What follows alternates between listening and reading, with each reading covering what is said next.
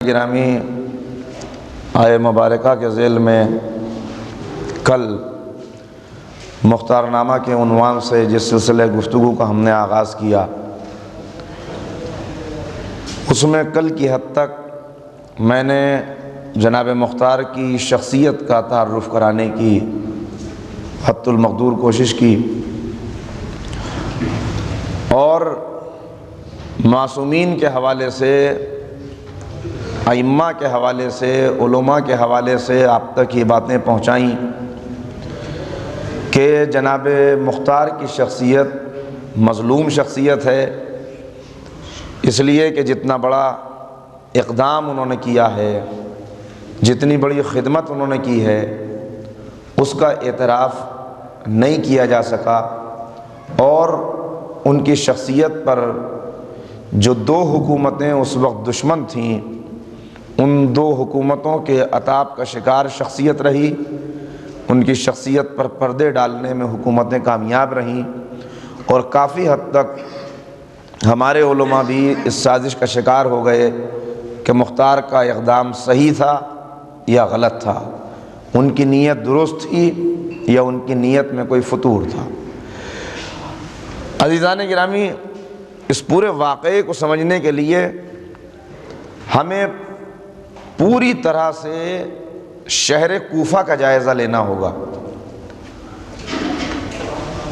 اس لیے کہ کوفہ وہ شہر ہے کہ جس کے ارد گرد یہ پورا واقعہ، یہ پورا انقلاب، یہ پوری کہانی شہر کوفہ کے ارد گرد گھومتی ہوئی نظر آتی ہے۔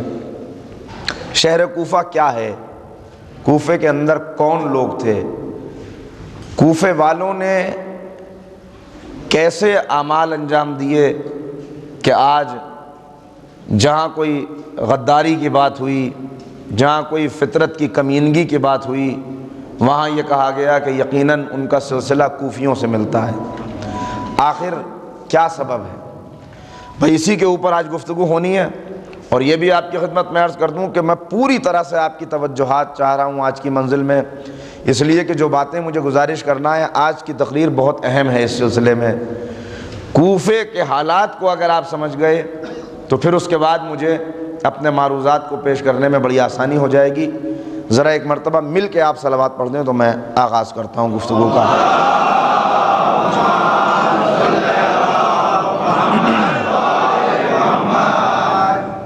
برادران ایمانی، سن 17 ہجری سے پہلے کے عرب کے نقشے میں اگر آپ کوفے کو تلاش کریں گے تو کوفہ نام کا کوئی شہر آپ کو نظر نہیں آئے گا۔ کوفہ شہر سن 17 ہجری میں بسایا گیا، پیغمبر کے وصال کے تقریباً 6 برس کے بعد۔ ضرورت کیوں پیش آئی کوفے کو بسانے کی؟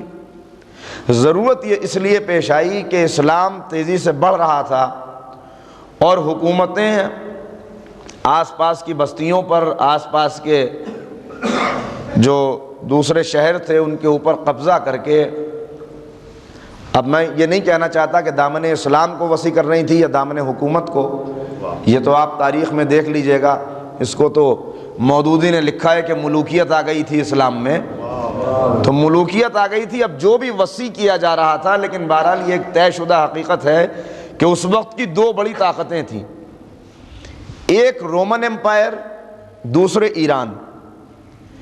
حکومتوں کی کوشش یہ تھی کہ اگر رومن امپائر اور ایران کے زور کو توڑ دیا جائے تو پھر ان مقامات کے اوپر اسلام پھیلے گا، ہماری حکومت بھی بڑھے گی اور اسلام بھی بڑھے گا۔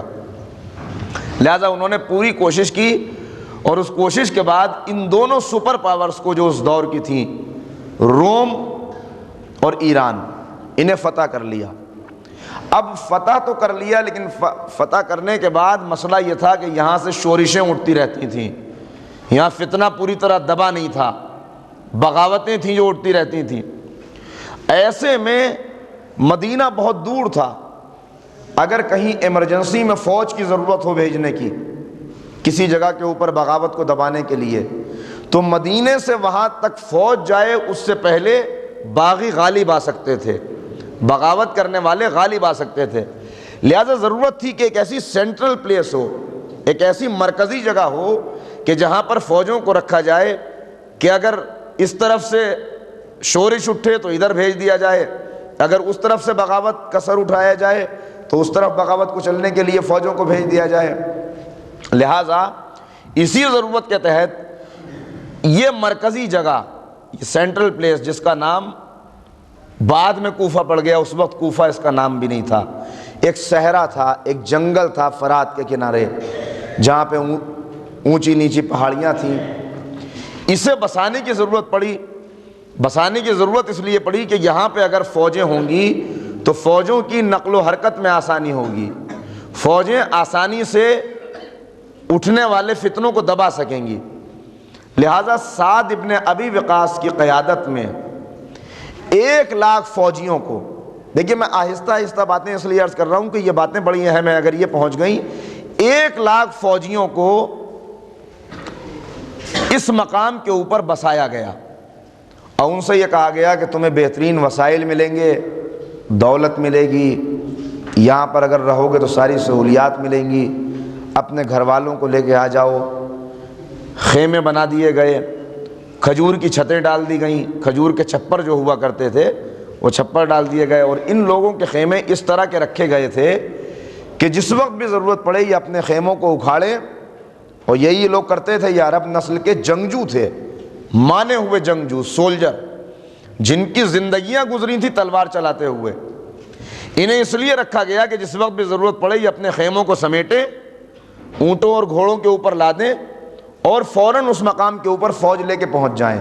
تو یہ ایسے ہی کیا کرتے تھے، یہ 1,00,000 سپاہی، گھر والے ان کے ساتھ ہوتے تھے، اپنے بیوی بچوں کو بھی یہ ساتھ لے کے محاذ پہ چلے جاتے تھے، اور جہاں ضرورت ہوتی تھی وہیں کے اوپر خیمے نصب کر کے شہر بسا لیتے تھے۔ اس کے بعد شورشیں دبنے لگیں، اسلام کا غلبہ ہونے لگا۔ جب اسلام کا غلبہ ہوا اور شورشیں دبیں تو اب یہ 1,00,000 جھونپڑیاں جو بنی ہوئی تھیں، یہ کیمپ، جسے آپ، کوفہ کیا تھا؟ کوفے کا مطلب ہے اجتماع، کوفہ اس کا نام اس لیے پڑ گیا کہ یہاں پر فوجوں کا اجتماع تھا، ایک فوجی کیمپ تھا، ملٹری کینٹ، ملٹری کینٹ 1,00,000 فوجیوں کا اس مقام کے اوپر تھا۔ اس کے بعد سیلاب آیا، سیلاب کی وجہ سے یہ سارے خیمے تباہ ہو گئے، اور یہ بھی ملتا ہے تاریخ کے اندر کہ ایک مرتبہ آتش زنی کا واقعہ ہوا، آگ لگ گئی جس کی وجہ سے ساری چھتیں جل گئیں۔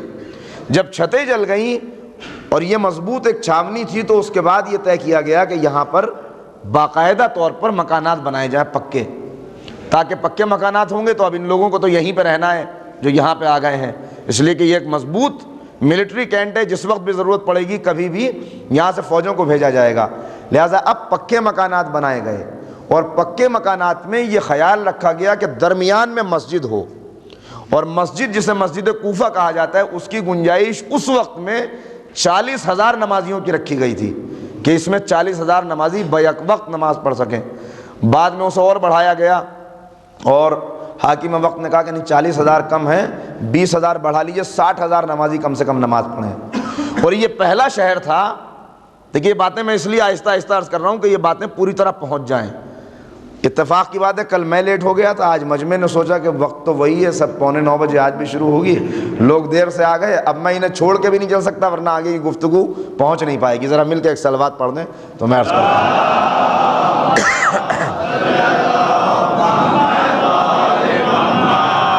تو درمیان میں مسجد ہے، اور یہ پہلا شہر ہے جس کو باقاعدہ آرکیٹیکٹ بلایا گیا جس کے لیے، اور آرکیٹیکٹ نے نقشہ تیار کیا شہر کا، یہاں پہ گلیاں ہوں گی، یہاں پہ شاہراہیں ہوں گی، ایسے میں اگر اس کا محاصرہ کر لیا جائے، اسے گھیر لیا جائے چاروں طرف سے، تو گھیرنے کے نتیجے میں ہم رات میں ادھر سے نکل سکتے ہیں یہاں سے۔ یہ ساری چیزوں کا خیال رکھ کے باقاعدہ طور پر بڑی پلاننگ کے ساتھ یہ شہر بسایا گیا تھا، اس کا نام کوفہ پڑا۔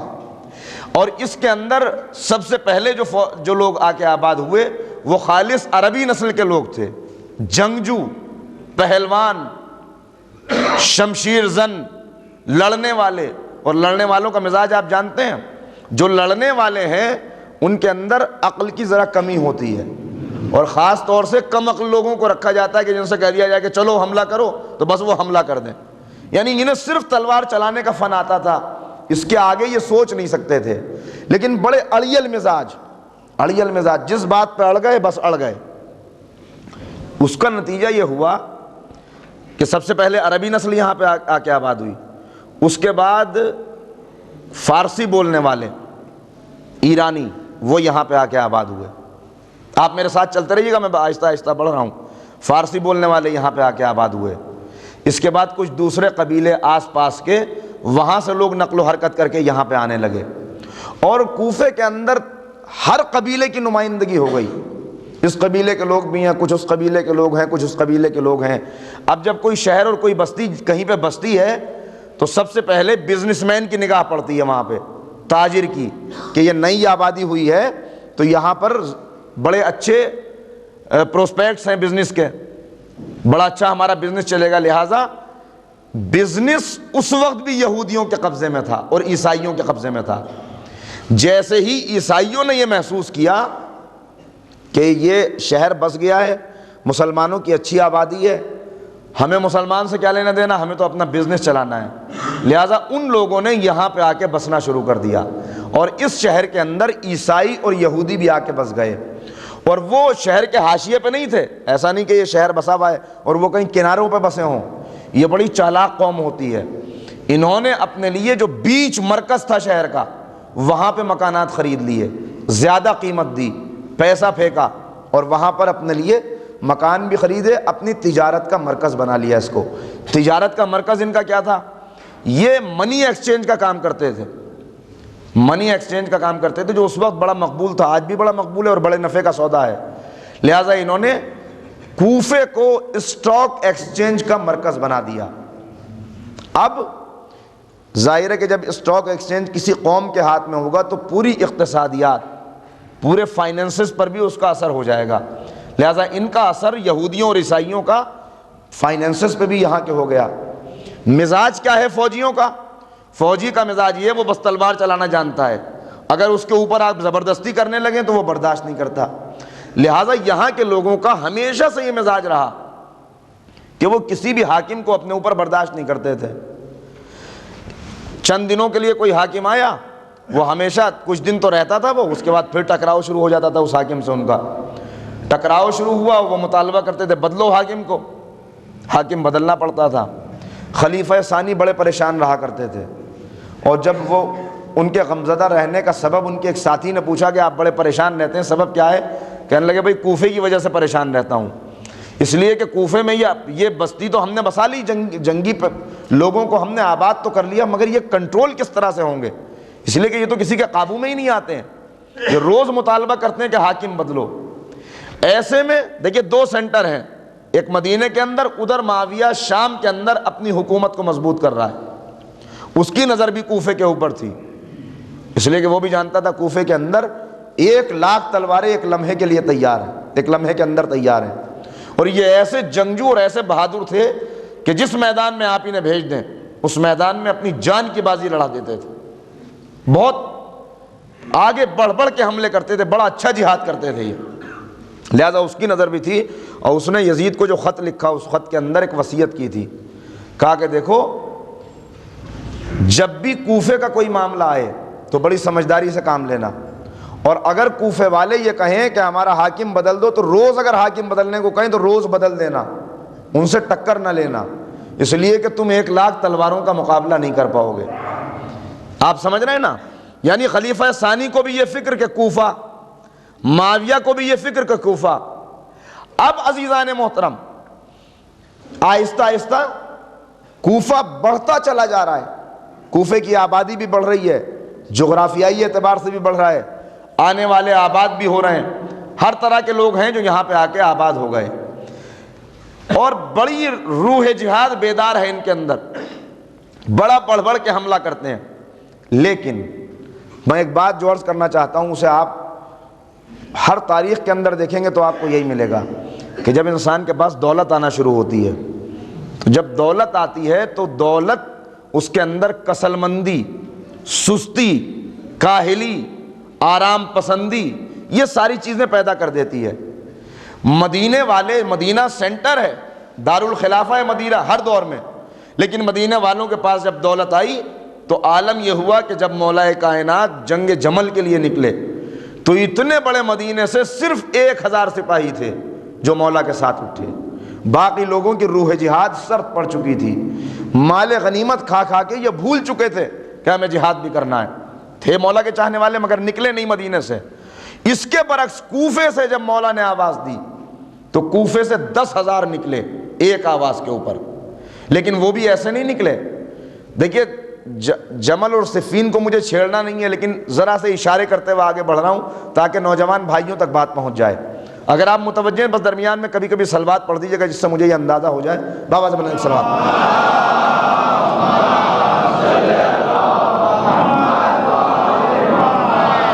کوفے کی صورتحال اگر سمجھ میں آ گئی تو پھر ساری باتیں سمجھنے میں آسانی ہوگی.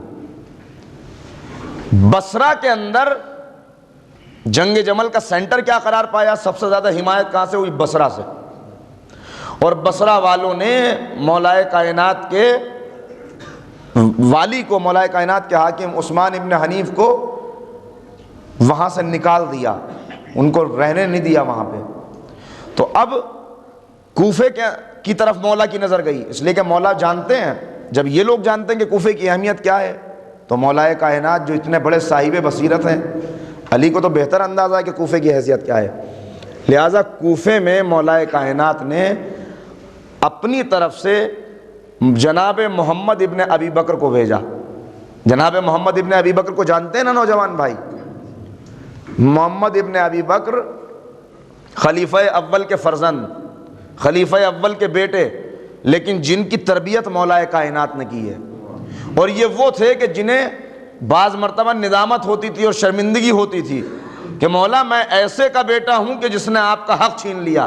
تو ایک مرتبہ مولا فرماتے تھے کہ نہیں، تم شرمندہ نہ ہو، تم اس کے صلب سے ہو مگر میرے بیٹے ہو. تربیت مولا نے تربیت کی ہے، مولا نے تربیت کی ہے. مولا نے بھیجا ان کو کہ جاؤ کوفے جاؤ.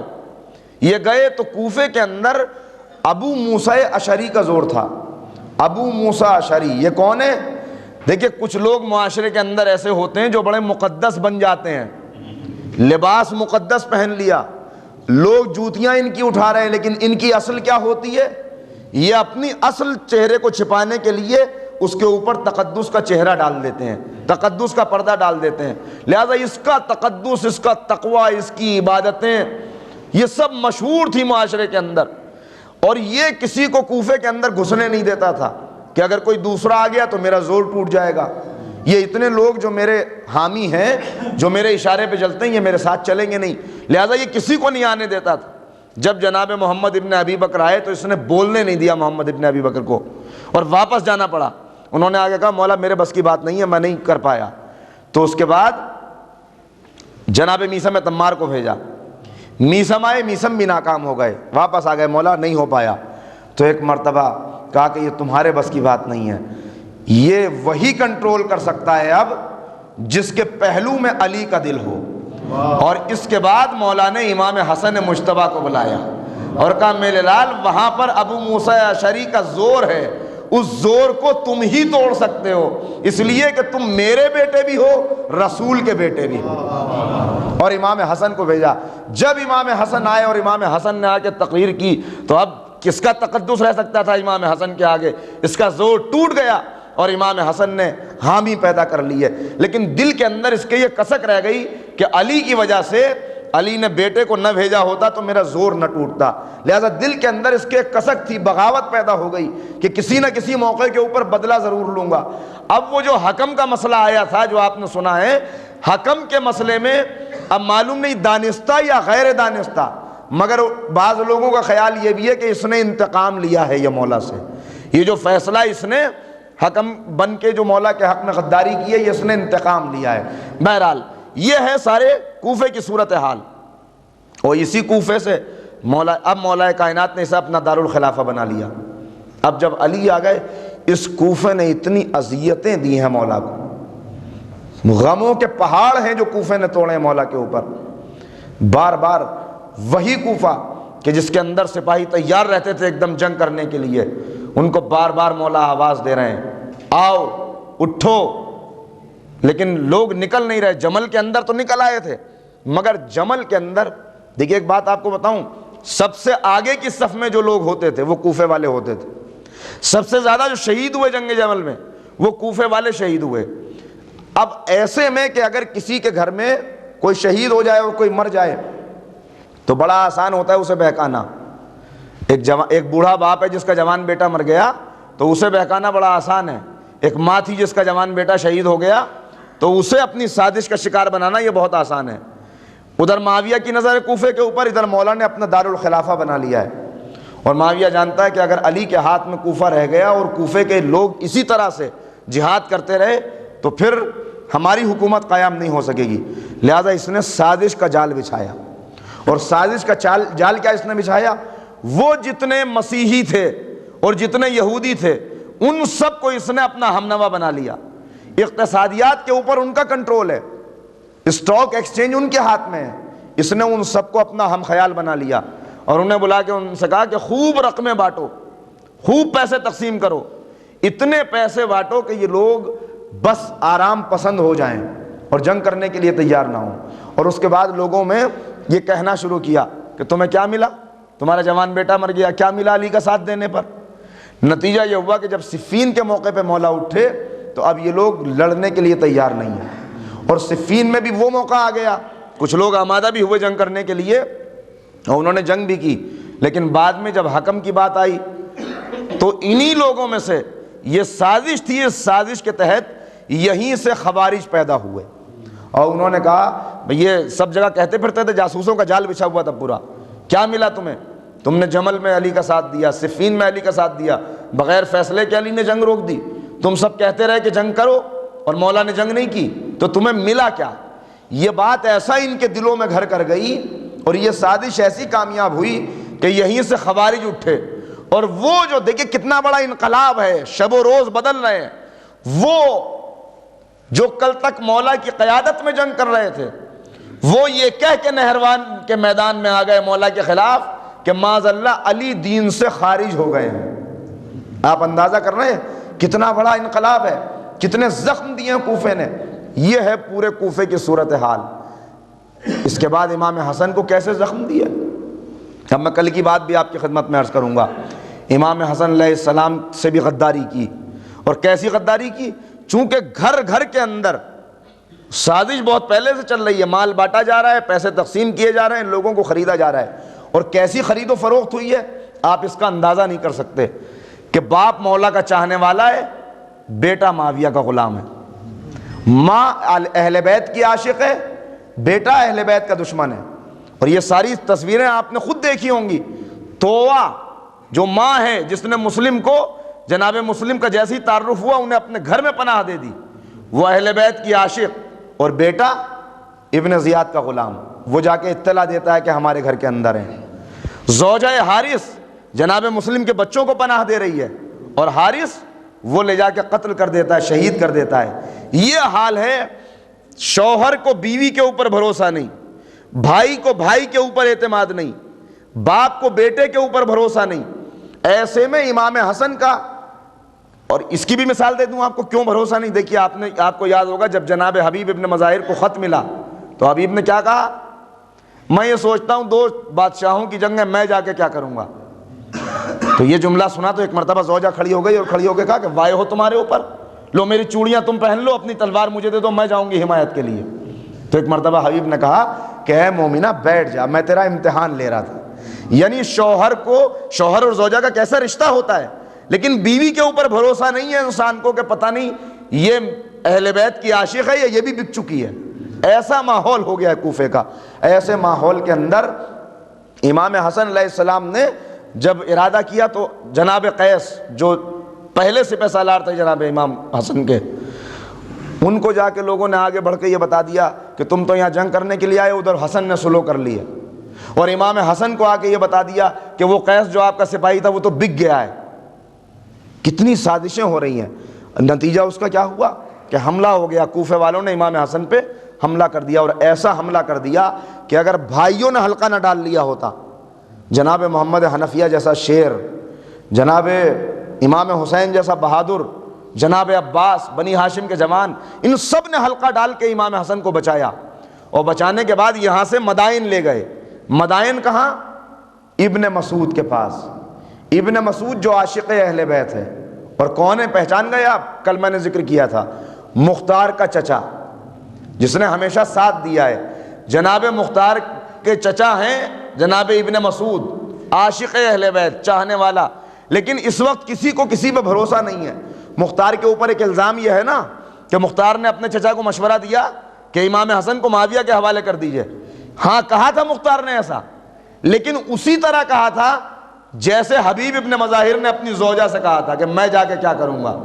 یعنی مختار سارے حالات کو دیکھ رہے تھے، لہٰذا انہیں خطرہ یہ تھا کہیں ایسا نہ ہو شم امامت گل ہو جائے، یہاں سب بک رہے ہیں، کہیں ایسا نہ ہو میرا چچا بک جائے، اسے بھی خرید لیا جائے اور وہ امام حسن کو حوالے کر دے۔ لہٰذا انہوں نے خود سے یہ بات چھیڑی تاکہ دل کی بات پتہ چل جائے، اور کہا کہ کیا یہ مناسب وقت نہیں ہے کہ ہم حسن کو امیر شام کے حوالے کر کے اس سے دولت لے لیں۔ یہ مشورہ ضرور دیا تھا، لیکن یہ مشورہ دشمنی میں نہیں دیا تھا، اس دوستی میں دیا تھا کہ اگر اس کا ارادہ ایسا ہو تو میں امام حسن کو یہاں سے ہٹا لوں۔ صلوات پڑھ دیں محمد و آل محمد۔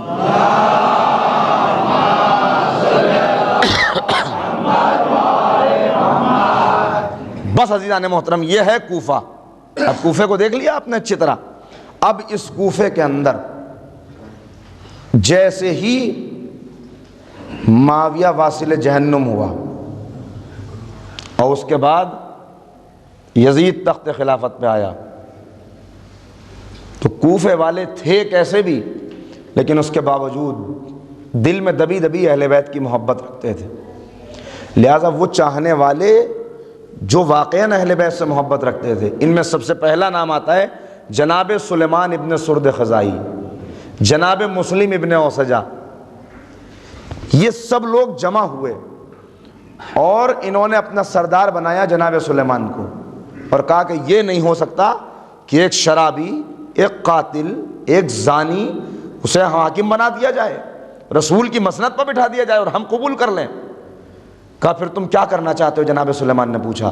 کہا ہم نے یہ سنا ہے کہ حسین نے انکار بیعت کر دیا ہے، لہذا ہم چاہتے ہیں کہ امام حسین کو کوفے بلا لیا جائے۔ تو ایک مرتبہ سلیمان نے آواز دے کے کہا کہ دیکھو تم جو یہ بات کہہ رہے ہو اس کے اوپر قائم رہو گے، اس لیے کہ تمہارے شب و روز بدلتے ہیں، تم صبح کو کچھ فیصلہ کرتے ہو، شام کو کچھ فیصلہ کرتے ہو، کہیں ایسا تو نہیں ہوگا کہ تم امام کو بلا تو لو مگر بلانے کے بعد اپنا وعدہ پورا نہ کرو۔ تو ایک مرتبہ بہادروں نے تلواریں کھینچ لیں، اور ان کے اندر اکثریت ان کی تھی جو واقعی چاہنے والے تھے۔ یہ میں آپ کو بتاؤں، اکثریت ان کی تھی جو واقعی بلا رہے تھے۔ انہوں نے تلواریں کھینچ لی کہ ہم اپنی گردنیں کاٹ کے رکھ دیں گے، کیا کسی کی مجال ہے کہ ہمارے امام پر نظر اٹھا کے دیکھے؟ آپ خط لکھیے ہماری طرف سے اور بلائیے۔ سب نے مل کے خط لکھا امام کو، اور خط کے اندر یہ لکھا کہ اگر آپ نہ آئیں گے تو ہماری ہدایت کا کوئی انتظام نہ ہوگا، اور ہم میدان محشر میں رسول سے شکایت کریں گے۔ بالکل وہی جملے جو مولا علی کے لیے جب مولا خلافت کو قبول نہیں کر رہے تھے تو لوگوں نے کہے تھے کہ یا علی اگر ہم بھٹک گئے تو آپ کی شکایت کریں گے رسول سے۔ جب یہ اس انداز کے خط امام کو ملے تو اب امام وقت وہ ہوتا ہے کہ امام وقت مصلحت سے کام نہیں لیتا، امام وقت سیاست سے کام نہیں لیتا، امام وقت اپنی جان بچانے کے لیے امت کو چھوڑ نہیں دیتا۔ لہٰذا امام نے فیصلہ کیا کہ میں کوفہ جاؤں گا، حالانکہ سارے حالات امام کو معلوم ہیں، دیکھ چکے ہیں کہ کوفے نے کیسے دغا کی ہے بابا کے ساتھ، جانتے ہیں کوفے نے کیا حال کیا تھا میرے بھائی برادر بزرگ کا، لیکن اس کے باوجود امام نے فیصلہ کیا کہ میں کوفے جاؤں گا۔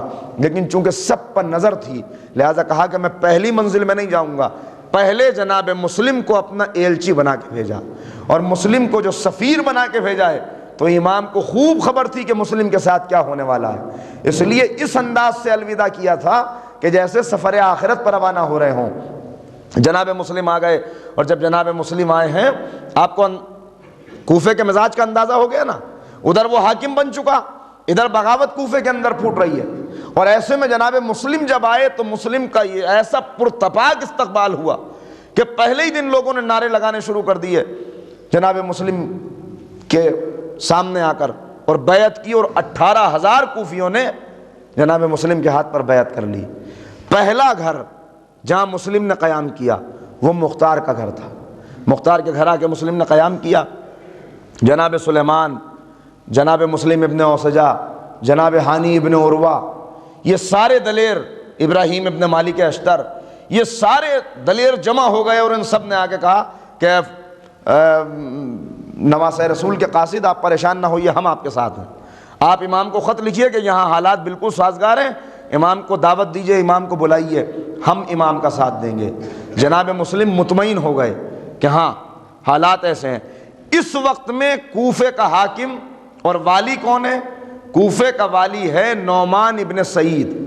نعمان ابن سعید کمزور انسان ہے، نرم دل انسان ہے، اسے سارے واقعات پتہ چل رہے ہیں کہ کیا کیا ہوتا جا رہا ہے، لیکن چونکہ وہ نرم دل ہے لہٰذا اس نے مجمع کو جمع کیا، اور جمع کرنے کے بعد کہا کہ دیکھو اگر تم مجھ سے نہیں لڑو گے تو میں بھی تم سے نہیں لڑوں گا، اگر تم مجھ سے جنگ نہیں کرو گے تو میں بھی تم سے جنگ نہیں کروں گا، لیکن تم لوگ کوئی سازش نہ کرنا، اپنے حالات کو قابو میں رکھنا، جو پرانی انقلابات اٹھتے رہے اس طرح کوئی انقلاب برپا نہ کرنا۔ یہ معمولی لفظیں کہہ کے اس نے بات کو ختم کر دیا۔ جب اس کا یہ انداز دیکھا اور مسلم کے ہاتھ، جناب مسلم کے ہاتھ پر اتنے لوگوں کی بیعت دیکھی، تو جو یزید کے خیر خواہ تھے، جو معاویہ کے جاسوس تھے، جو امیر شام کے ہاتھوں بکے ہوئے تھے، ان کے اندر کھلبلی مچ گئی، اور انہوں نے کہا کوفہ جو ہے وہ بہت جلدی اب امام حسین کے تسلط میں آنے والا ہے، اور اگر حسین یہاں پہ آ کے حاکم بن گئے تو پھر ہمارا کیا ہوگا، ہم جیسے بے دین۔ اس لیے کہ یہ لوگ دیکھ چکے تھے مولا کائنات کی حکومت کو، یہ جانتے تھے کہ اگر حسین آ گئے تو پھر وہی سختی ہوگی، پھر لو قرآن، پھر لو سنت کا، جو قرآن اور سنت پر چلے گا اسی کو حسین پسند کریں گے، پھر ہمارا کیا ہوگا، ہمارے پاس دولت کہاں سے آئے گی، ہم نے جو لوٹ کھسوٹ مچا رکھی ہے اس کے اوپر بندش ہو جائے گی۔ لہٰذا ان سب نے بھی ایک میٹنگ کی، وہاں چاہنے والوں کی میٹنگ ہو رہی ہے، یہاں غداروں کی اور یزیدیوں کی میٹنگ ہوئی، اور اس میٹنگ کا سردار تھا عمر سعد۔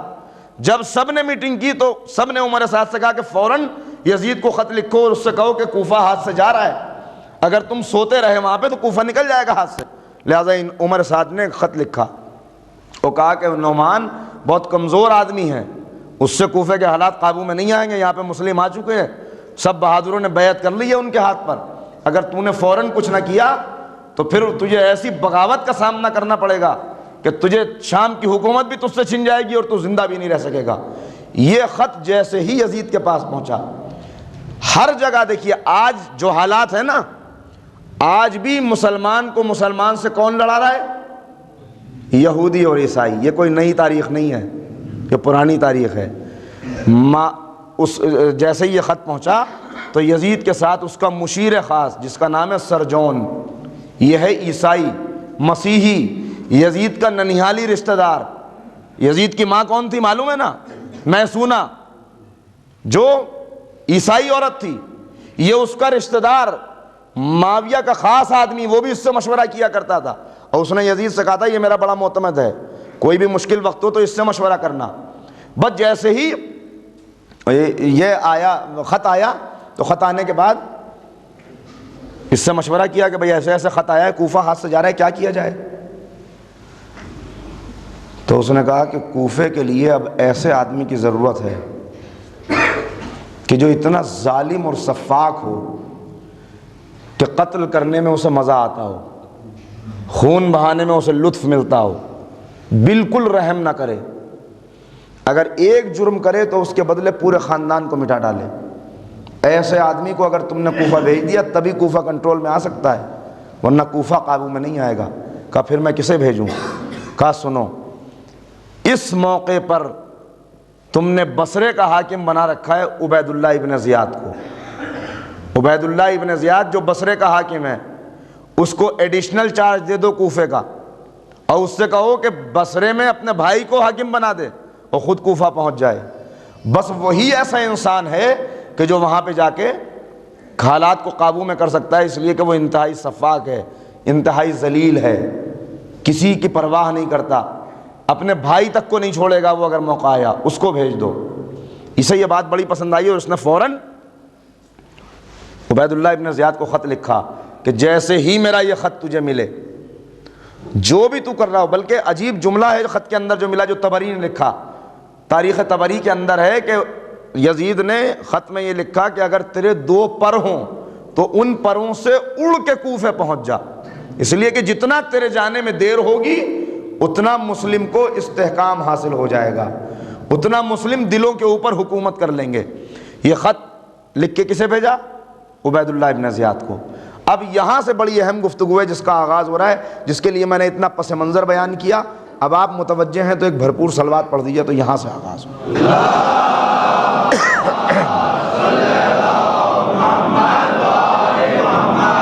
اور آپ تھک جائیں، آپ بور ہونے لگیں تو اس کا بھی ظاہر ہے کہ مجھے اندازہ ہو ہی جائے گا، میں وہیں پہ روک دوں گا. لیکن یہ تو ہسٹری ہے، اور ہسٹری اسی انداز سے پڑھی جاتی ہے. اس کے اندر وہ نقطیاں نہیں ہوتی کہ بیچ بیچ میں نقطی لگا دی تو اس کے اوپر جو ہے مجمع. تو بس یہ آپ خیال رکھیں، اس کا ایک صلوات پڑھیں محمد والے.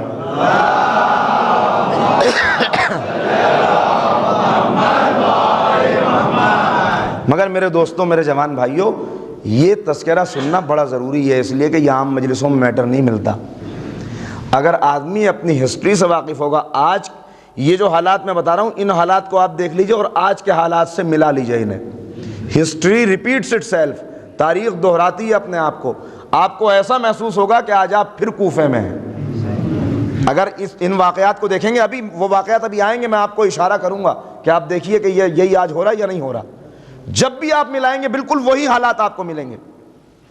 جیسے ہی یہ خط ملا تو اس نے 500 لوگ جو اس کے معتمد تھے ان کو بلایا اور بلا کے کہا کہ اس وقت حسین مکے سے روانہ ہو چکے ہیں کوفے کے لیے، مسلم پہنچ چکے ہیں، 18,000 نے بیعت کر لی ہے، ہمارا حاکم کمزور ہے، بنی امیہ کے نمک کا حق ادا کرنے کا وقت آ گیا ہے، لہذا تم سب کے سب جلدی سے تیار ہو جاؤ، ہمیں ابھی اور اسی وقت کوچ کرنا ہے، اور 2 دن کی منزل 1 دن میں طے کرتے ہوئے ہمیں کوفے پہنچنا ہے. اچھا، اس کا نام کیوں سجیسٹ کیا یہ بھی میں آپ کو بتا دوں. عبید اللہ ابن زیاد کا باپ تھا زیاد، ظالم، سفاک، اہل بیت کے عاشقوں کا قاتل. کتنے چاہنے والوں کا خون اس نے بہایا ہے، یہ اگر تاریخ آپ اٹھا کے دیکھیں. جناب حجر ابن عدی جیسے بہادر، جن کو قبر کے کنارے بٹھا کے اس نے کہا کہ سوچ لو، رات بھر میں فیصلہ کر لو کہ تم صبح ہوتے ہوتے اگر علی سے بیزاری کا اظہار کیا تو تمہیں رہا کر دیں گے ورنہ قتل کر دیں گے. تو کیا جوان تھے اور کیا چاہنے والے تھے کہ حجر نے اسی وقت جواب دیا تھا کہ صبح کیا، اگر صبح قیامت تک کی مہلت دے گا تب بھی میری زبان پر وہی رہے گا جو اس وقت ہے. بہتر ہے کہ صبح تک کی مہلت نہ دے اور ابھی میری گردن اتار لے، اس لیے کہ میرا فیصلہ بدلنے والا نہیں ہے. میں اپنے مولا سے کبھی غداری نہیں کروں گا. یہ ایک سر تو کیا ہے، اگر 10 مرتبہ زندگی ملے تب بھی قربان کر دوں گا. وہ تھا زیاد. زیاد نے کوفے کے اندر جتنے مظالم کیے ہیں ان سب کا عینی شاہد، چونکہ یہ باپ کے ساتھ رہا کرتا تھا مستقل، لہذا کوفے کے مزاج کو جانتا تھا. اس نے دیکھا تھا کہ زیاد کس طرح کنٹرول کیا کرتا تھا، لہذا اس کا نام سجیسٹ کیا گیا. 500 لوگوں کو لے کے یہ چلا، لیکن یہ 500 لوگ جو اس کے ساتھ چلے اس میں بھی ذرا سا اختلاف ہے روایات میں، مگر جو مجھے معتبر روایت 2-3 جگہ ٹیلی کرتی ہوئی ملی میں وہی پڑھ رہا ہوں. جب یہ 500 لوگوں کو لے کے چلا تو ان میں بہت سے ایسے تھے جو مولا کے عاشق تھے، چاہنے والے. ان لوگوں نے راستے میں اس سے بیماری کا بہانہ کیا، ہم بیمار ہو گئے. ان کا خیال تھا کہ شاید ہم بیماری کا بہانہ کریں گے تو بیماری کی وجہ سے قافلہ کو روک دے گا، یہ 1 دن سفر ملتوی کر دے گا اور اس کے پہنچنے سے پہلے حسین پہنچ جائیں گے. اس لیے کہ وہ لوگ جانتے تھے اگر امام پہلے پہنچ گئے تو پھر کوفے میں اس کا داخلہ ممکن نہیں ہے، لہٰذا وہ تھے اس کے ساتھ. یہی تو کہا تھا دیبل خزائی نے، جناب دیبل خزائی جو شاعر اہل بیت ہے، اس نے یہی کہا تھا کہ زمانہ وہ آ گیا تھا کہ لوگوں کے دل اہل بیت کے ساتھ تھے، تلواریں شامیوں کے ساتھ تھیں. یہ ہے دل اہل بیت کے ساتھ ہونے کی بات کہ چل رہے اس کے ساتھ، لیکن چاہتے یہ ہیں کہ قافلہ ڈیلے ہو جائے کسی طرح تاکہ پہلے امام حسین پہنچ جائیں. لیکن یہ سب چالیں سمجھ رہا تھا، لہذا لوگوں کو چھوڑتا گیا، جو رک گیا اسے چھوڑ دیا اس نے، کسی کی پرواہ نہیں کی، مگر منزلیں مارتا ہوا تیزی سے کوفے کی طرف چلا. اور جب یہ کوفے کے قریب پہنچا، انتہائی چالاک انسان تھا، تو اس نے اپنا لباس اتارا اور وہ لباس پہنا جو حجازیوں کا لباس ہوتا ہے، جو لباس حجازیوں کا ہوتا ہے، جو لباس امام حسین پہنا کرتے تھے وہ لباس اس نے پہنا. اور چونکہ اس وقت ریت کے طوفان چل رہے تھے ہر طرف سے، لہذا اس نے اپنا چہرہ چھپا لیا. اور چہرہ چھپا کے، رات کا وقت تھا کوفے میں، رات کے وقت ادھر سب انتظار کر رہے ہیں کہ امام کا قافلہ آ رہا ہے، امام کا قافلہ آنے والا ہے، امام تشریف لانے والے ہیں۔ رات کے وقت یہ اپنے چہرے کو چھپائے ہوئے حجازیوں کا لباس پہن کے کوفے میں داخل ہوا، اور انتہائی فصیح عربی میں امام کے لب و لہجے کی نقل کرتے ہوئے اس نے سب کو سلام کیا۔ جیسے ہی سلام کیا، کہاں تو کوفے میں رات ہونے والی تھی اور سب سونے والے تھے، ایک استقبال کا شور بلند ہو گیا، درود کی صدائیں، مولا تشریف لے آئے، مولا آ گئے، لوگ دھوکہ کھا گئے۔ اور عالم یہ ہوا کہ بس یہ ذرا سا شور سنا، لوگ گھروں سے نکل پڑے، کیا ہوا؟ پتہ چلا کہ امام تشریف لائے۔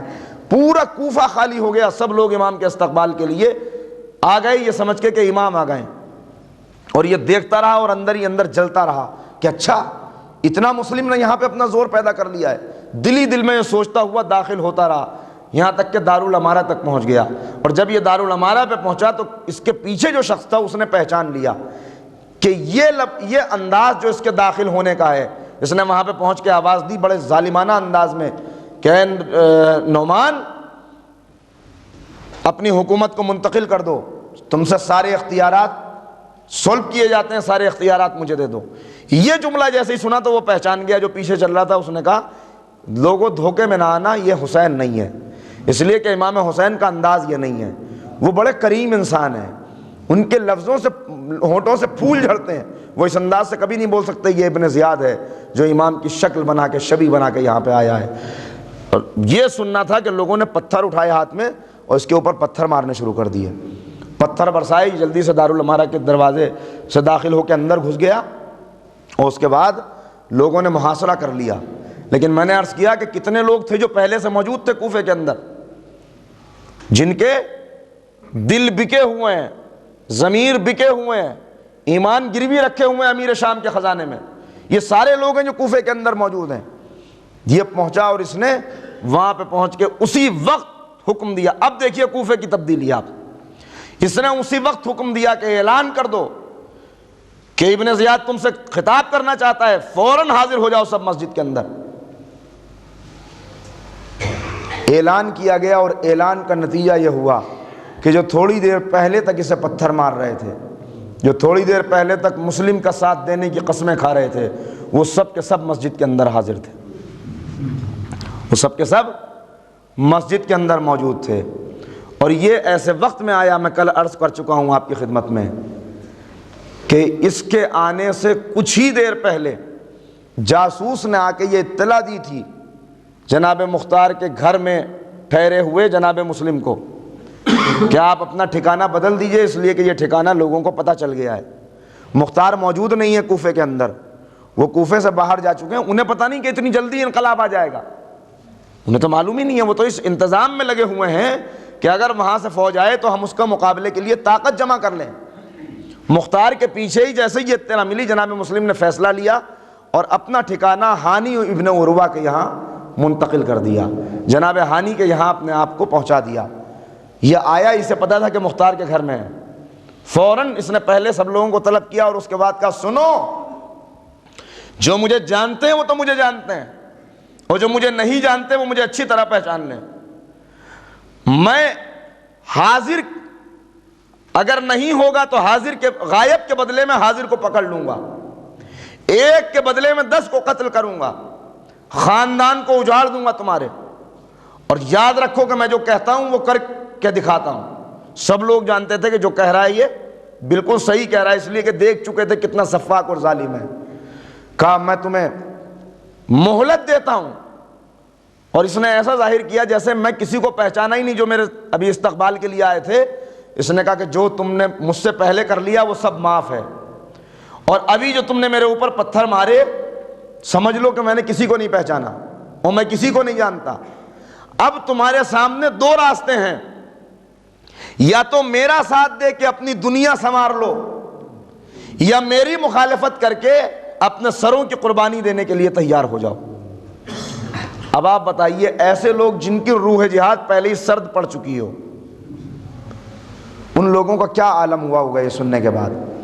چند ساتھی مخصوص لوگ صرف وہی تھے جو جناب مسلم کے ساتھ تھے، باقی سب نے جو ابھی کچھ دیر پہلے تک امام کا استقبال کر رہے تھے ان سب نے ابن زیاد زندہ باد کے نعرے لگانے شروع کر دیے. ایک ایک لمحے میں کوفہ بدل رہا ہے. 1 گھنٹے پہلے کا کوفہ کچھ اور ہے, 1 گھنٹے بعد کا کوفہ کچھ اور ہو گیا. اسے اطمینان حاصل ہو گیا, اور اس کے بعد اب اس نے کہا کہ سارے جاسوسوں کو بلاؤ. جاسوسوں کو بلایا گیا جو پہلے سے موجود تھے, اور کچھ جاسوس جو یہ لے کے آیا تھا ساتھ میں, ان سب کا جال بچھا دیا اس نے پورے کوفے کے اندر. کہا افواہیں پھیلاؤ, افواہیں پھیلاؤ, یہ کہو کہ یزید کا بہت بڑا لشکر آنے والا ہے. ایک ایک گھر کے اندر یہ بات پھونک دو کہ اگر کسی نے ابن زیاد سے ٹکر لی تو وہ زندہ باقی نہیں رہ پائے گا. سب کو جا کے یہ بتاؤ. اور اس کے بعد یہ پہلا کام کیا. دوسرا کام یہ کیا کہ چونکہ مختلف قبیلے تھے, ان کے سردار تھے وہاں پر, اس فوج کو جو 1 لاکھ کی تھی اسے 10 ٹکڑیوں کے اندر تقسیم کیا گیا تھا. ان 10 کے 10 سردار کو بلایا. اس کے علاوہ جو قبیلے کے ہیڈ تھے ان سب کو بلایا. ان سب کو بلا کے انہیں موٹی موٹی رقمیں دیں, خطیر رقمیں, اور ان سب کو خرید لیا. کہ دیکھو اگر میرے ساتھ رہو گے تو تم بڑے مزے میں رہو گے, تمہیں کرنا صرف یہ ہے کہ میرا ساتھ دینا, مجھ تک خبریں پہنچانا. ایک کام یہ کیا کہ سازشوں کا جال پھیلایا, اپنے جاسوس پھیلا دیے. دوسرا کام یہ کیا کہ جو بڑے بڑے سردار تھے انہیں خرید لیا. اور تیسرا کام یہ کیا کہ جو معزز لوگ تھے ان کی ذمہ داری یہ کر دی کہ تم جا کے خوف پھیلاؤ لوگوں کے اندر, دہشت طاری کرو. اور اعلان کر دیا کہ پورے کوفے کے اندر کرفیو نافذ ہے. یہ پہلا کرفیو ہے تاریخ کے اندر جو لگایا گیا ابن زیاد کی طرف سے. اس سے پہلے کرفیو کیا ہوتا ہے لوگوں کو پتہ نہیں تھا. نتیجہ یہ ہوا کہ سناٹے میں آ گئی گلیاں, گلیوں کے اندر کوئی نکلنے والا نہیں ہے. ادھر مختار جو طاقت جمع کر رہے ہیں انہیں ظہر کے وقت یہ اطلاع ملی کہ اس طرح سے ابن زیاد پہنچ گیا ہے. جیسے ہی انہیں یہ اطلاع ملی انہوں نے فوراً سارے جن لوگوں سے مل چکے تھے اور جن سے وعدے لے چکے تھے, بیعت لے چکے تھے, ان سب کو پیغام بھجوایا کہ جلدی سب میرے پاس آ جاؤ. شاید وہ وقت بہت پہلے آ گیا کہ جس کے لیے ہم تیاری کر رہے تھے, ہمیں اسی وقت نکلنا ہے اور اسی وقت ہمیں پہنچنا ہے. یہ ان لوگوں کو لے کے وہاں سے نکلے. ادھر جو اس نے جاسوس پھیلائے تھے ان میں ایک کا نام تھا معقل.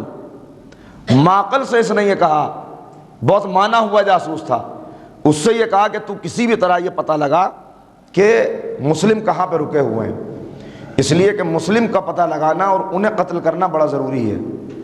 اگر مسلم یہاں پہ رہیں گے تو ان کی تقریر میں, ان کی زبان میں, ان کی شخصیت میں وہ طاقت ہے کہ وہ کسی بھی وقت میں پھر اس ماحول کو بدل دیں گے. اگر وہ قتل ہو گئے تو ہمارا معاملہ بڑا آسان ہو جائے گا. کہا میں کیسے پتہ لگاؤں؟ کہا اس نے اسے بہت سی رقم دی, کہا کہ جائے اس کے ذریعے سے معلوم کرنے کی کوشش کر کے کہاں ہے. اب ایک جملہ کہنے کو دل چاہتا ہے, کہوں گا لیکن اس سے پہلے ایک صلوات پڑھ دیجئے محمد والے میں.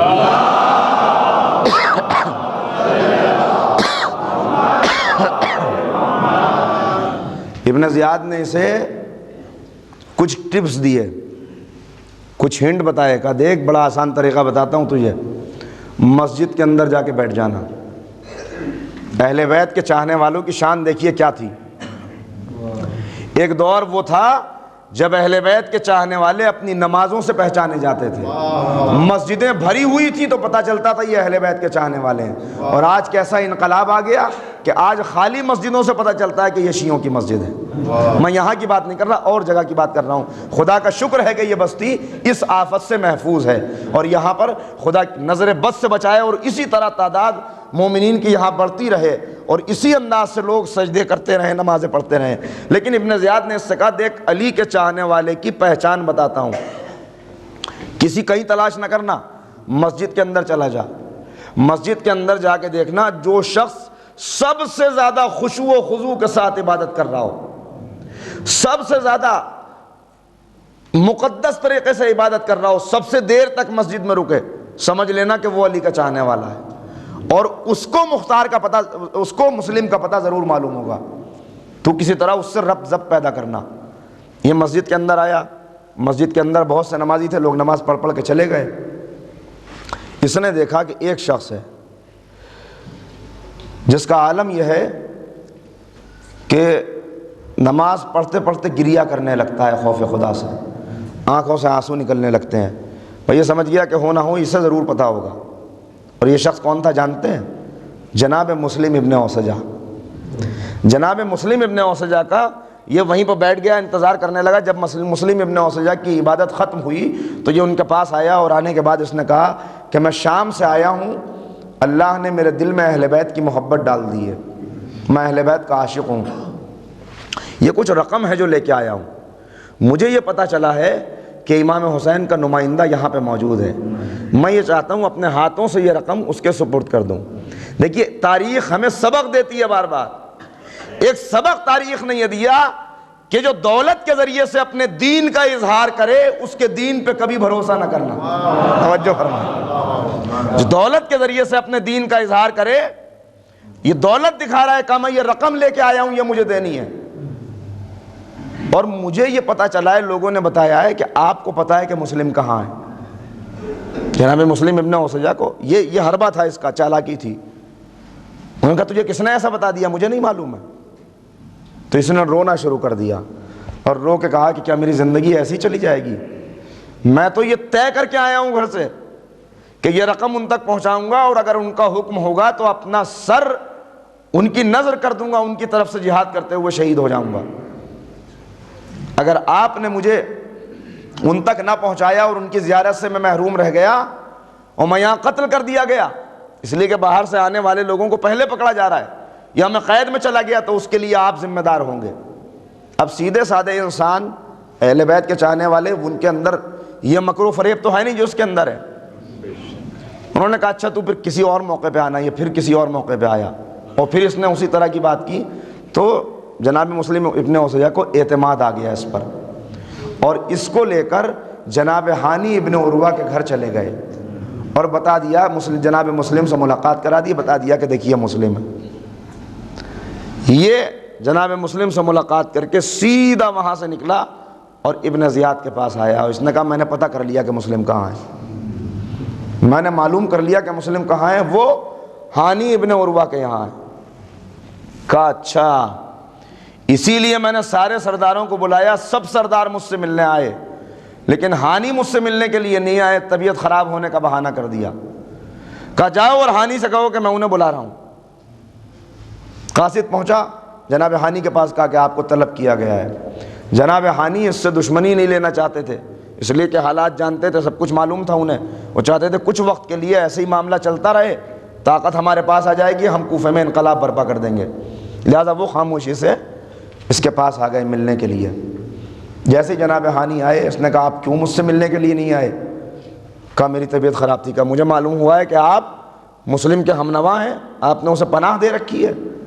کہا تجھے غلط معلوم ہوا ہے, ایسی کوئی بات نہیں, تقیے سے کام لیا, حفاظت حیات مسلم کے لیے تقیے سے کام لیا. بس جیسے ہی انہوں نے یہ کہا فوراً اس نے اشارہ کیا اور ماقل سامنے آ گیا.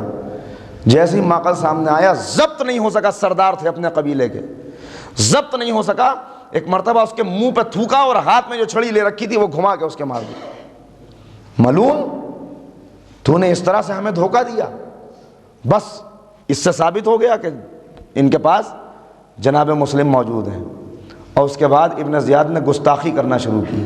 جب ابن زیاد نے گستاخی کی تو یہ برداشت نہیں کر سکے, اور ایک مرتبہ پاس میں کھڑے ہوئے سپاہی کی تلوار کھینچ لی. بوڑھا انسان مگر مجاہد, اور دل کے اندر کیا جذبہ جہاد ہے, جذبہ نصرت حسین ہے. تلوار کھینچ لی اور کہا کہ ملعون, میں اسی وقت تجھے قتل کر دوں گا تاکہ یہ فتنہ یہیں پہ ختم ہو جائے اور یہاں پر میرے حسین کی حکومت ہو. مگر اتنی مہلت کہاں تھی, آس پاس جو لوگ کھڑے ہوئے تھے انہوں نے پکڑ لیا. اور ابن زیاد کے ہاتھ میں ایک چھڑی رہا کرتی تھی, جس چھڑی کی مونٹ سونے کی بنی ہوئی تھی. وہ اپنی حفاظت کے لیے اسے ہمیشہ اپنے پاس رکھتا تھا. اس نے یہ چھڑی اٹھا کر, یہ چھڑی پکڑ کے وہ سونے کی مونٹ جناب ہانی کے سر پر دے ماری, جس سے پیشانی سے خون گرنے لگا. ادھر جناب مسلم کو یہ اطلاع ہو گئی کہ راز کھل چکا ہے, جناب ہانی ابن زیاد کے پاس ہیں اور اس نے انہیں قید کر لیا ہے. جیسے ہی یہ اطلاع ملی, اب آپ سمجھے کیوں اتنی جلدی حالات بدل گئے. اس لیے کہ یہ تو طے تھا نہیں کہ کب جناب مسلم جو ہے وہ قیام کریں گے. یہ تو کسی کو معلوم نہیں تھا, کوئی ڈیٹ اور کوئی ٹائم تو طے ہوا نہیں تھا. ابھی تو صرف یہ طے ہوا تھا کہ طاقت جمع کی جائے اور وقت کا انتظار کیا جائے. یہ بھی طے نہیں تھا کہ امام کے آنے کے بعد قیام کریں گے یا اس سے پہلے قیام کریں گے. لیکن جیسے ہی جناب ہانی کے واقعے کا پتہ چلا، بس جناب مسلم چونکہ یہ رگوں کے اندر وہی شجاعت تھی، لہذا ایک مرتبہ اعلان کر دیا کہ سب نکل پڑیں اور ہم اسی وقت محاصرہ کریں گے دارالامارہ کا۔ دارالامارہ کا محاصرہ کر لیا گیا، اور محاصرہ کرنے والے مسلم کے ساتھ آنے والے 20,000 لوگ تھے۔ اب بھی توجہ فرما رہے ہیں آپ؟ اور یہ 20,000 کون تھے؟ ان میں سے 4,000 تو وہ تھے، جناب ہانی کوئی کمزور آدمی نہیں تھے، 4,000 سپہ سالار، 4,000 سپاہی جناب ہانی کے اپنے تھے، 8,000 ان کے قبیلے والے تھے، 12,000 لوگ، اور 8,000 لوگ وہ جو جناب مسلم کے ساتھ تھے۔ ان 20,000 لوگوں نے دارالامارہ کا محاصرہ کر لیا۔ اندر اطلاع پہنچی کہ حالات بڑے نازک ہو گئے ہیں کوفے کے، باہر لوگوں نے محاصرہ کر لیا ہے، اب بچنے کی کوئی امید نہیں ہے۔ تو ایسے وقت میں دیکھیے، اسی لیے تاریخ میں بار بار آپ کو یہ ملے گا، اور میں یہ جملہ کہتا ہوں کہ اسلام کو سب سے زیادہ نقصان ان لوگوں نے پہنچایا ہے جنہوں نے اپنے ایمان بیچ کر علماء کا لباس پہن لیا۔ درباری علماء نے سب سے زیادہ نقصان اسلام کو پہنچایا ہے ہر دور کے اندر۔ جب یہ حالات دیکھے کہ اب بچنے کی کوئی امید نہیں ہے، تو ایک مرتبہ ابن زیاد نے کہا کہ گھبراؤ نہیں، مفتی شریع کو بلایا، اور شریع سے کہا تو بڑا مقدس ہے، تیرا بڑا یہاں پر عزت ہے، تو کھڑا ہو جا دارالامارہ کے چھت کے اوپر جا کے، اور لوگوں کو یہ اطمینان دلا دے کہ ہانی زندہ ہیں، ہانی صحیح و سالم ہیں، ان کو گرفتار نہیں کیا گیا ہے، ہم انہیں رہا کر دیں گے۔ حاکم سے ان کی گفتگو ہو رہی ہے۔ شریع نے جا کے اعلان کیا، پریشان نہ ہو نوجوانوں، ہانی موجود ہیں، ہانی حاکم سے گفتگو کر رہے ہیں۔ لیکن لوگوں کو یقین نہیں آتا تھا، تو ایک مرتبہ اس نے کہا اچھا 2 نوجوان میرے ساتھ آ جائے، میں آپ کو دکھائی دیتا ہوں کہ ہانی کیسے گفتگو کر رہے ہیں۔ اس نے کہا آپ ٹھہریے، میں ابھی دروازے کھلواتا ہوں، 2 نوجوان اندر آ جائیں۔ اور اس نے آ کے یہ اطلاع دی ابن زیاد کو کہ 2 اندر آ رہے ہیں، فوراً یہاں کے حالات بدل دو۔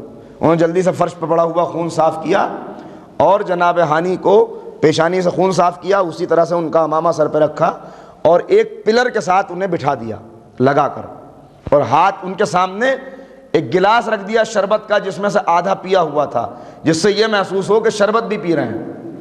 اب یہ یہاں پہ ایک اطلاع تو یہ ہے، ایک روایت تو یہ بتاتی کہ شہید ہو چکے، اور دوسری روایت یہ بتاتی کہ شہید نہیں ہوئے، صرف بے ہوش ہیں، قید کر لیے گئے، یہاں سے نکالنا نہیں ہے اب ان کو، اگر نکل گئے یہاں سے تو حاکم ہیں، اتنے بڑے فوج اور سپہ سالار ان کے ساتھ میں ہیں، لہٰذا بہت بڑا انقلاب برپا ہو جائے گا۔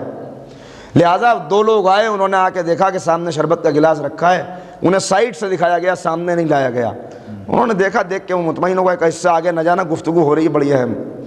اب ایک مقدس آدمی، ایک عالم، ایک مفتی، جس کو لوگ دن رات دیکھتے ہیں کہ بڑا مقدس ہے، انہیں کیا معلوم کہ یہ اندر سے بکا ہوا ہے، اس کا دل کالا ہے۔